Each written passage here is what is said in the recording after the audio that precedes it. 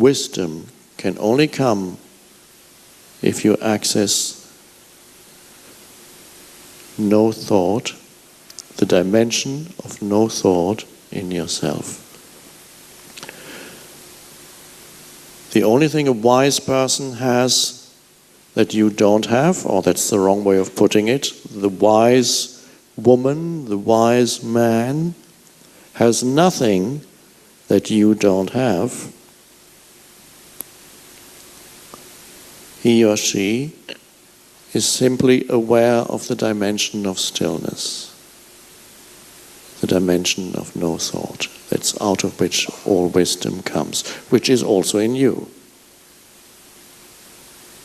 So bringing that into everyday life through being aware of the inner energy field of the body, being alert to sense perceptions, another way of entering the state of alert, thoughtless presence.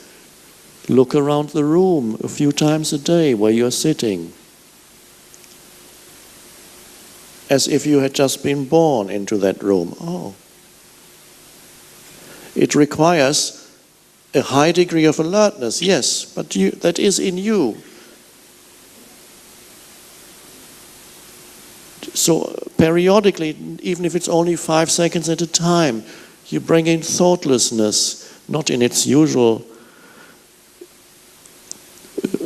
Thoughtlessness usually is a negative term, but here, thoughtlessness implies more consciousness, more intense awakeness, to awaken.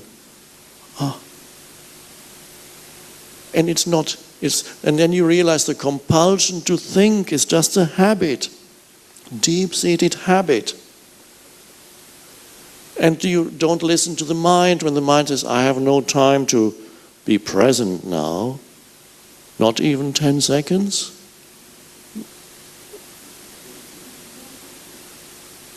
Not true.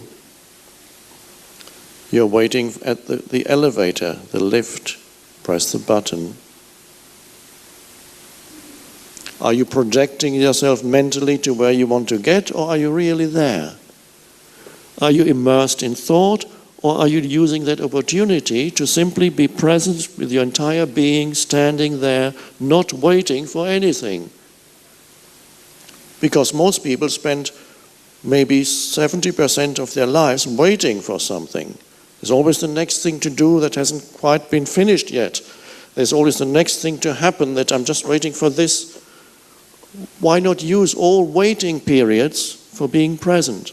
And then you step into the elevator and you press ground floor. And it's going down. And there is an aliveness in your entire energy field. And it's beautiful. That moment has a fullness to it that is more than the externals that you perceive, because after all, there's only 4 walls around you and a light above you and some buttons. So on the external level, this moment has nothing to fulfill me, but if you go deeper into that moment, which is into yourself, it's actually very fulfilling. But you have to step out of that which takes you out of the moment. Learning what it means to be present and alert. And then perhaps you arrive at the ground floor and you forget and you go about your business. And 10 minutes later, you're in your car at the traffic lights, stopping, thinking, come on. And suddenly you remember, oh, the now, this is the now. And then again, you look at the red light, and the red has an intensity to it that's quite beautiful. That before, to notice that, you would have had to take acid. Because taking acid I'm not recommending this but for some people it can give them a first glimpse of what it means not to be burdened by continuous mental commentaries. But it doesn't really raise your consciousness. It simply amplifies sense perceptions. And the red of the traffic light, don't do it. The red of the traffic light becomes so intense you can't think about it anymore. It just is overwhelming. Wow.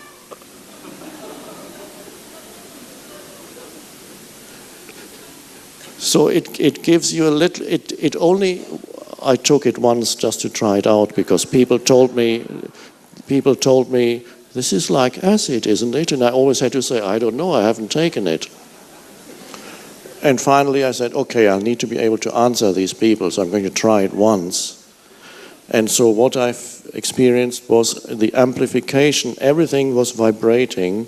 There was intensity of smell, hearing, the visual, tasting, everything was amplified. Nothing special that I experienced otherwise. But some people say, wow, the world can be so alive. It always is. You just don't know it because of the screen of your thinking. So here, this is much better than acid. But there's a slight similarity, yes. But here you notice it because you become more awake. There's the traffic light, and here I am. And you feel the energy field in your body as you sit there, and you become aware of the movement of people, and you just look. The movement of cars, you just look. Oh, it's not that bad. Before you were complaining about that moment. What's this? Why am I sitting in this? I should be there, but I'm here. Yes. Can you argue with that? Well, you can, but it's mad. So you accept the isness of that moment and enter that moment more fully. So nobody can tell me that they cannot bring that into their everyday life. Not continuously yet. It's not required. It is more important how often you awaken out of thinking than it is how long you remain in the state of not thinking. That looks after itself. Yes, after a while, that will be longer. More important, how often you step out of thinking, becoming alert. There's an intelligence there that wasn't there before, and it doesn't need to call the world. You know what you're looking at without concepts. You look deeply. You also sense a certain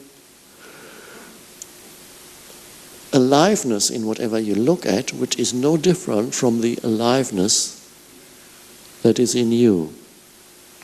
Everything has beingness to it. Everything has presence to it. Even so-called inanimate objects have a beautiful presence when you are not thinking about them, just looking. I'm not telling you now you must live in that state of consciousness. Just occasionally bring it in, enter it. 5 seconds is fine. 2 seconds.